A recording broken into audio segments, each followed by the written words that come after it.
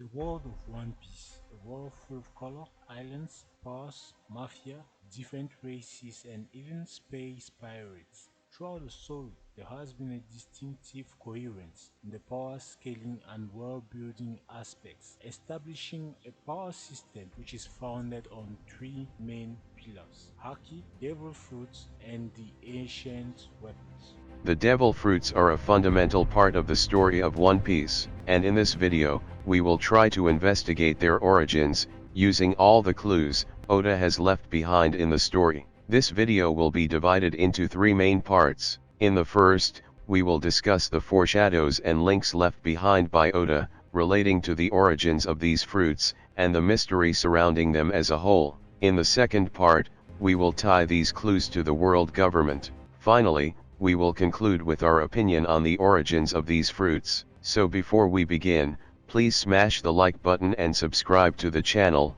so that you do not miss any of our content. Chapter 1 of One Piece. Luffy consumed the Gum Gum fruit. Shanks alluded to the fact that these fruits grant the consumers inhumane abilities, but the drawback was quite heavy, as these fruits were inhabited by a sea devil, which would impart on the consumer the inability to swim, thereby hampering their chances of traveling aboard a ship, because of the risks. Given that Shanks traveled aboard the Oro Jackson, it is possible that these statements were founded on the knowledge he acquired while traveling with Roger. Oda then used Nico Robin to make some very interesting statements about Enel's devil fruit. Robin recognized the devil fruit Enel had consumed, the lightning fruit, just by looking at the various abilities Enel displayed. She later called it one of the invincible powers. At the time her statements were quite precise given Enel was intangible to physical damage. However, how could Robin recognize the fruit he had consumed, based only on the abilities he displayed? I believe the most plausible assumption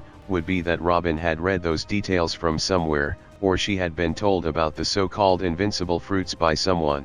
Given that Robin excels at gathering intel, I think we can all agree this is how she got the info. We also heard CP9 talk about these fruits, as Bluno stated that anyone who consumed more than one devil fruit would have his body explode without leaving a trace. The explosion, resulting from the respective sea devils from each fruit, fighting each other within the consumer's body. However, a certain Mr.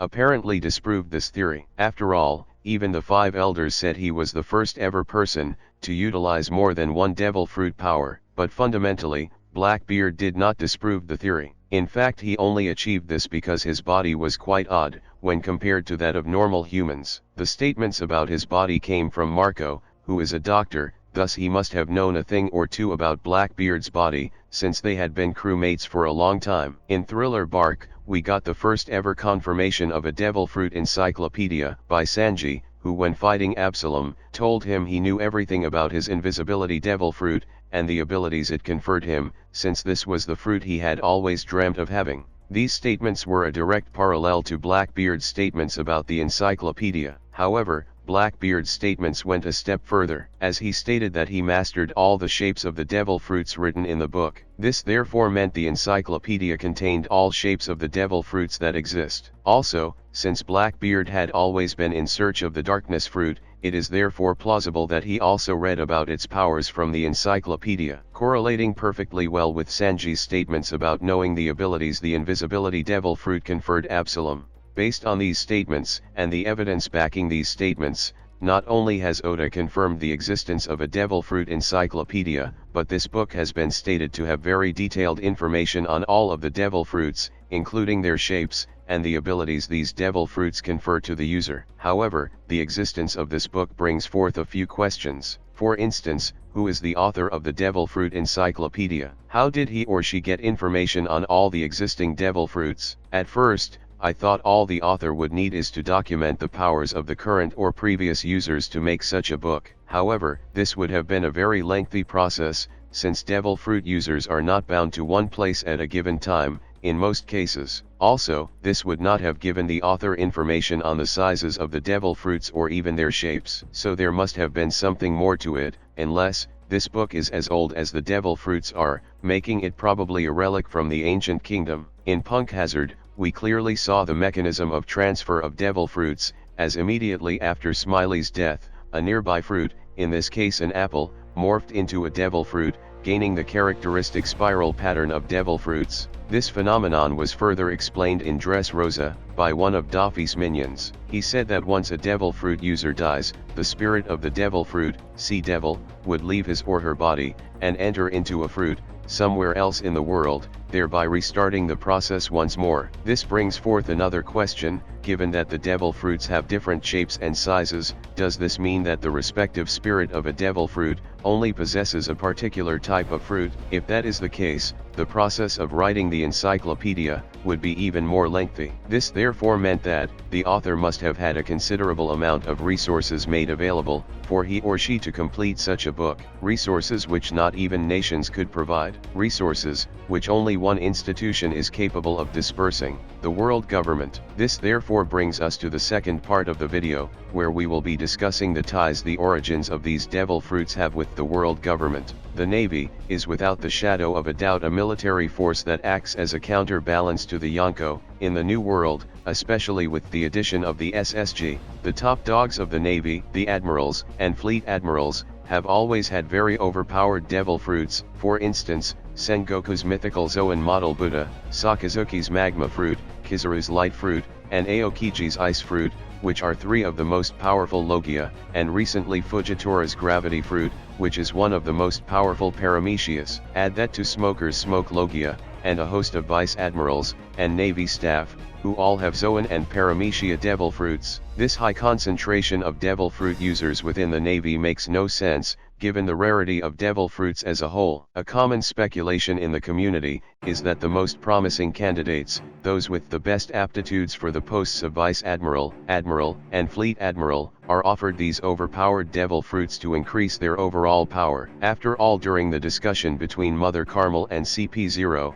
she clearly told them that Charlotte Lin would easily become Fleet Admiral if she joined the Navy. This therefore partially validates that hypothesis. Also, of the devil fruits, the Logia and mythical Zoans are the rarest, with the mythical Zoans being the rarest of all devil fruits. It is therefore intriguing to see that the Navy currently has 4 Logia devil fruit users, and 1 mythical Zoan devil fruit user, which is very impressive, since if we compared this to each Yonko's crew but for Shanks and Big Mom, they all have at least a mythical Zoan devil fruit user, with Kaido's crew having 2, and Blackbeard's crew also having a Logia. The Navy clearly has more Logia than any Yonko crew, which brings forth a question: who offers these fruits to the admirals and vice admirals? I think the answer is quite easy: the world government. And I got this idea from the ease with which Spondum got devil fruits for Caulifla and Kaku. We have always known that the world government has been into very specific fields of research: gigantification, dragons, lineage factors, and devil fruits, just to name a few. In the Whole Cake Island arc, we were introduced to one of the most brilliant minds in One Piece, Judge Vinsmoke, and his clone army. Judge Vinsmoke worked with Dr. Vegapunk to extract the lineage factor, which in modern-day terms would be DNA, which he used to produce an army of clone soldiers. This lineage factor was probably also used to produce Dr. Vegapunk's artificial devil fruit, which he deemed a failure. In this case, it was recently revealed that, in order to make this fruit, Vegapunk extracted Kaido's DNA. This therefore meant that the devil fruits have the ability to alter the genetic material of their hosts, or even cause mutations in their hosts, granting them these powers. It is probably the same technology Vegapunk utilized to copy Kizaru's light beam, and impart it on the Pacifista, and the same technology he used to make the SSG Pacifista. Given that Vegapunk is stated to have technology 100 years ahead of the current time, and the sheer amount of resources the world government put forward to enable him carry out his research, for instance his lab at Punk Hazard was massive, I think Dr. Vegapunk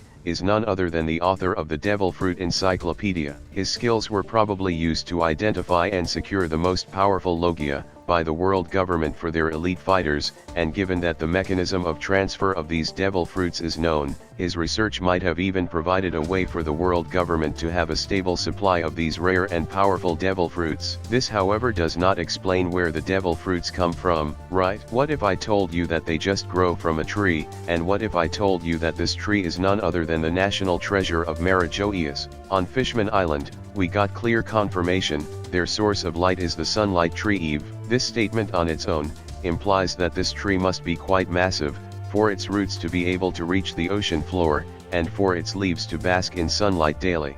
However, the presence of such a tree has yet to be revealed. Also, it is difficult to see trees that grow through the red line. This adds more credit to the assumption that this tree must be humongous. In an attempt to locate this tree, we had to investigate Marijoiea since it sits directly above Fishman Island, on the red line, and would therefore be the point where the branches and leaves of such a tree would be found, a prime spot for the leaves to bask in sunlight daily. The city of Marijoiea has always been shrouded in mystery. However, there are quite a bit of clues that Oda left behind. Of all these hints, was one left by Daffy, who is someone who knows a lot about Marijoiea, having been a celestial dragon himself.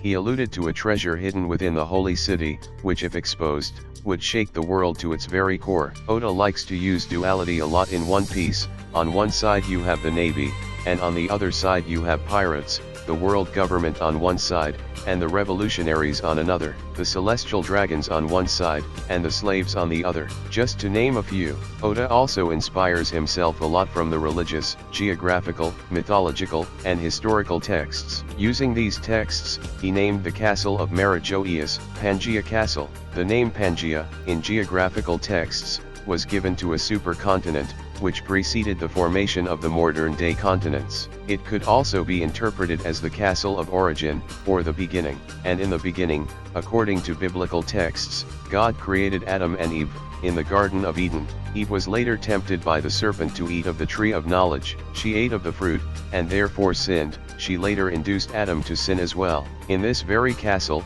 there appears to be a garden, where Imu, the real head of the world government, has access to. I believe in this very garden lies the stem, branches, and leaves of the sunlight tree Eve, and this tree is none other than the devil fruit tree. If this is the case, this would mean that all devil fruits that exist, initially came from this tree. This would also mean that lineage factors from this tree, could aid Vegapunk in his research. The million-dollar question now would be, how did these fruits leave Marijoiea? I think the answer is quite easy. These fruits were offered by the world government to their elite fighters, and upon the death of these fighters in battle, or due to old age, the spirit of the devil fruit possessed the closest characteristic fruit it could, starting the devil fruit dissemination cycle. How and why did this tree start producing devil fruits? I believe initially it did not. When the 20 families decided to unite to defeat the ancient kingdom, they needed a power capable of opposing the 3 ancient weapons.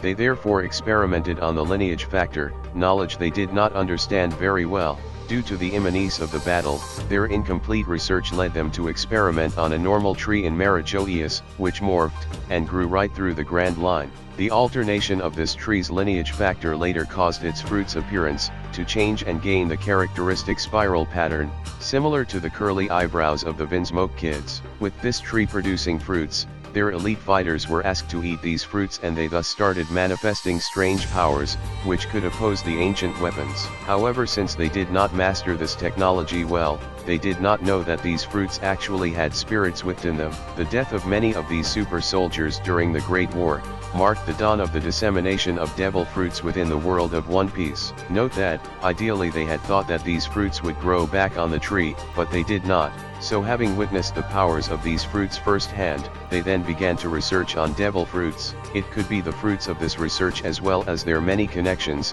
that enabled them to get their hands on the most powerful devil fruits. After all, they do have many slaves whom they could use as guinea pigs for devil fruit power identification.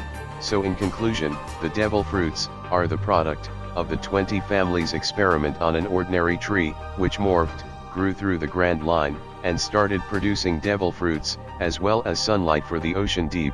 Thank you guys for watching. Please do not forget to like and subscribe to the channel for more related content. Let us know your thoughts in the comment section below as well. A man's dream will never die.